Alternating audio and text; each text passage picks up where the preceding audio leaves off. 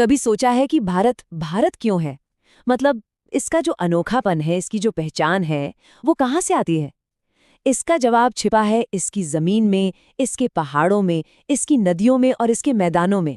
आज हम भारत के भूगोल की एक बड़ी ही दिलचस्प यात्रा पर निकल रहे हैं, ये समझने के लिए कि कैसे इस जमीन ने इस देश को, यहाँ के लोगों को और इसके इतिहास को गढ़ा है।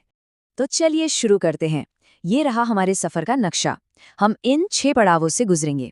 सबसे पहले देखेंगे कि दुनिया के नक्शे पर भारत है कहाँ। फिर चलेंगे उत्तर की महान दीवार हिमालय की तरफ। देखेंगे कि इन पहाड़ों के बीच से रास्ते कैसे बने। फिर नीचे उतरकर भारत के दिल यानी उपजाऊ मैदानों को समझेंगे। वहां से चलेंगे भारत के प्राचीन दक्षिणी हिस्से में। और आखिर में हम सीमाओं और तटों पर नजर डालेंगे। तो हमारा पहला पड़ाव दुनिया के नक्शे पर भारत। जरा एक बड़ी तस्वीर देखते हैं, मतलब ग्लोब पर भारत कहाँ है। और यकीन मानिए, इसकी जो लोकेशन है ना, वही इसकी कहानी का सबसे पहला और शायद सबसे जरूरी पन्ना है। सवाल तो बड़ा सीधा सा लगता है ना कि भाई भारत दुनिया में कहाँ है। पर इसका जवाब ही भारत के हजारों साल के इतिहास, इसकी इतनी अलग अलग संस्कृतियों और आज दुनिया में इसकी जो अहमियत है, उस सब को समझने की चाबी है। तो देखिए, भारत पड़ता है उत्तर पूर्वी गोलार्ध में, यानी नॉर्थ ईस्टर्न हेमिस्फीयर में, और एशिया महाद्वीप के ठीक दक्षिण मध्य हिस्से में। आप कह सकते हैं कि एशिया के बिल्कुल दिल में।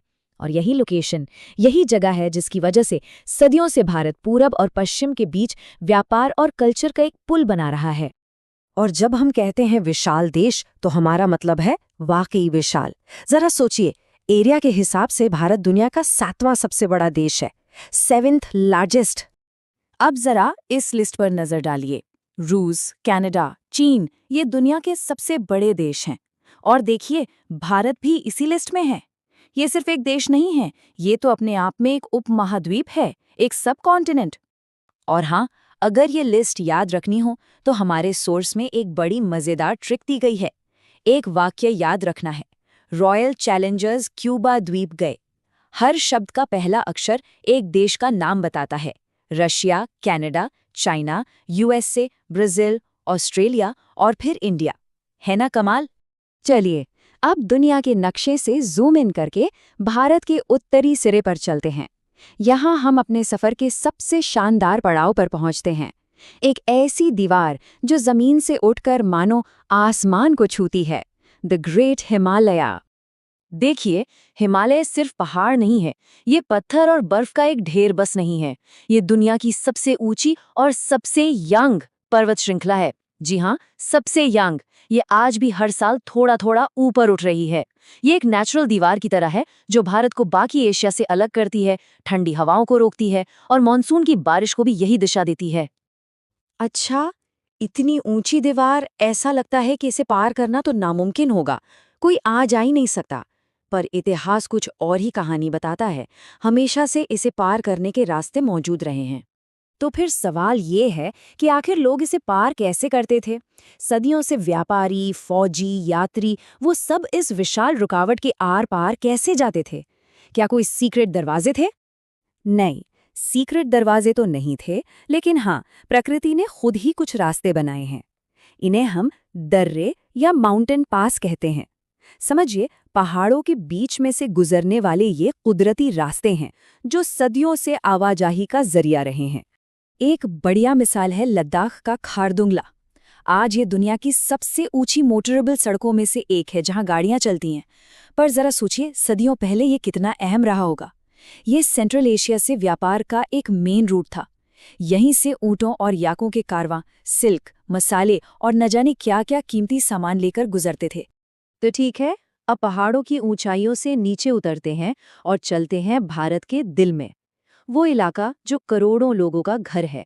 हम बात कर रहे हैं भारत के विशाल और उपजाऊ उत्तरी मैदानों की। अब सवाल ये है कि ये मैदान बने कैसे? देखिए, इनकी कहानी भी हिमालय से ही जुड़ी है। हिमालय से जो नदियां निकलती हैं, गंगा, यमुना और भी बहुत सी, वो अपने साथ पहाड़ों से ढेर सारी उपजाऊ मिट्टी और गाद लेकर आती हैं। और लाखों सालों से ये मिट्टी इन मैदानों में जमा होती रही, परत दर परत। इसी से ये दुनिया के सबसे ज्यादा फर्टाइल और सबसे घनी आबादी वाले इलाकों में से एक बना। तो समझने वाली बात यह है कि ये सिर्फ एक फ्लैट जमीन नहीं है, ये भारतीय सभ्यता का पालना है, द क्रेडल ऑफ सिविलाइजेशन। यहीं पे बड़े बड़े साम्राज्य बने और आज भी देश की ज्यादातर आबादी यहीं बसती है। और ये सब मुमकिन हुआ सिर्फ हिमालय से आने वाले पानी और उसकी लाई हुई उपजाऊ मिट्टी की वजह से। तो हमने उत्तर के युवा पहाड़ों और मैदानों को देखा। अब चलिए सफर को आगे बढ़ाते हैं और दक्षिण की ओर चलते हैं, एक ऐसे इलाके में जो उत्तर से बिल्कुल अलग है। ये भारत का प्राचीन, कठोर और स्थिर दिल है, जिसे हम प्रायद्वीप या पठार या पेनिनसुलर प्लेटो कहते हैं। यहाँ उत्तर और दक्षिण का फर्क बिल्कुल साफ दिखता है। एक तरफ है युवा हिमालय, ये टेक्टोनिक प्लेटों के टकराने से बना है। सोचिए, जैसे किसी कालीन को दोनों तरफ से दबाएं तो बीच में सिलवटें पड़ जाती हैं, बिल्कुल वैसे, और ये आज भी बढ़ रहा है। दूसरी तरफ है दक्षिण का पठार।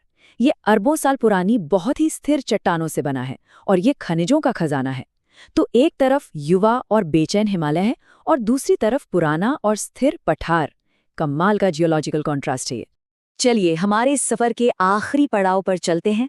अब हम भारत के किनारों पर, इसकी सरहदों पर नजर डालेंगे और देखेंगे कि कैसे यहाँ का भूगोल आज भी देश की पहचान, पड़ोसियों से रिश्ते और चुनौतियों को तय कर रहा है।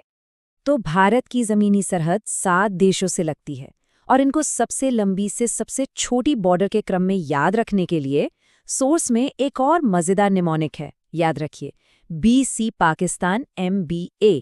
B से बांग्लादेश, C से चीन, फिर पाकिस्तान एंड सो ऑन। आसान है ना? और ये पूरी जमीनी सरहद पता है कितनी लंबी है? 15,200 किलोमीटर। ये आंकड़ा शायद ऐसे समझ ना आए, तो ऐसे समझिए, ये दिल्ली से न्यूयॉर्क जाकर वापस आने के बराबर की दूरी है। जरा सोचिए, इतनी लंबी और मुश्किल सरहद की हिफाजत करना कितना बड़ा चैलेंज होगा। पर कहानी यहीं खत्म नहीं होती। ये तो सिर्फ जमीन की बात थी। भारत के पास 7,500 किलोमीटर से भी ज्यादा लंबी एक समुद्री तट रेखा यानी कोस्ट लाइन भी है, और इसी समुद्री रास्ते ने सदियों से भारत को बाकी दुनिया से जोड़ा है और इसे एक बड़ी समुद्री ताकत बनाया है। तो इस पूरे सफर में हमने क्या देखा? हमने देखा कि भारत का भूगोल सिर्फ नक्शे पर बनी लकीरें नहीं है, ये एक जीती जागती ताकत है जिसने इसके इतिहास को, इसके आज को, हर चीज को आकार दिया है। पर सवाल भविष्य का है। ये ऊंचे पहाड़, ये विशाल मैदान और ये लंबी तटरेखा भारत की आने वाली कहानी को कैसे लिखेंगे? ये एक ऐसा सवाल है जो हमें सोचने के लिए छूट जाता है।